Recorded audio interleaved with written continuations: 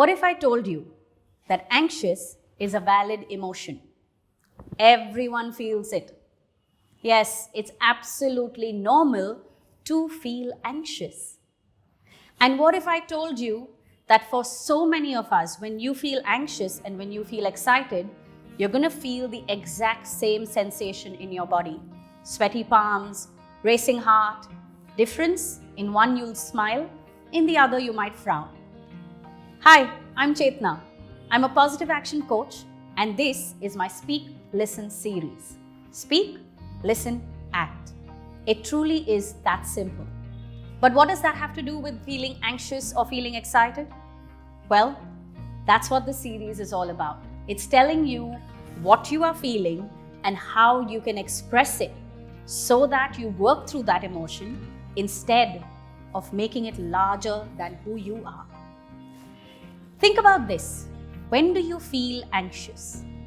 Take yourself back to those situations. When do you feel anxious? When something is not going your way. When something is not in your control. When something feels like you will never be able to do it or you will not succeed. Bottom line, you don't feel in control. Well, if you want to ease your anxiousness, the answer is simple. In theory, you just need to take yourself into a space where you feel you are in control. Let me also tell you this. There's one other emotion that comes up for a lot of people, but they mistake it to be anxious. It's called nervous. That's a valid emotion as well.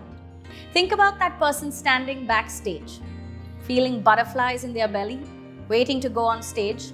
They're wondering whether the crowd is going to cheer for them or not. Possibly they're feeling excited, nervous, or anxious. Which one are you? Are you somebody who stands backstage feeling petrified of going on stage? Are you somebody who feels slightly uneasy, but you know you're going to go out there and do it, and once you're out there, you'll be fine? Or then are you somebody who is just raring to go? That's the difference between anxious, nervous, and excited. Well, these are all valid emotions. If you try to resist an emotion, if you try to suppress an emotion, if you try to reject an emotion, it only persists. And because it wants you to pay heed to what you are feeling, it starts with knocking on your door. Then it goes to banging on your door. And finally, it will break that door down because it wants you to pay attention to what you are feeling. Your emotion wants you to pay attention to what is happening in your surrounding that is making you feel like you are not in control. So when you feel anxious, the one thing that you should not do is try to eliminate the emotion. Try to get rid of it. Try to just make it stop. Because that won't happen. It'll only get louder. But what can you do then? Well, if you are feeling anxious and you are not in control, the answer is to put yourself in control. How do you put yourself in control? By taking action. Now choose your action. Sometimes anxiousness makes us so overwhelmed that we cannot move. Choose to take a nap. Don't call guilt into this party now. Just go and curl up, even if it's for 15 minutes.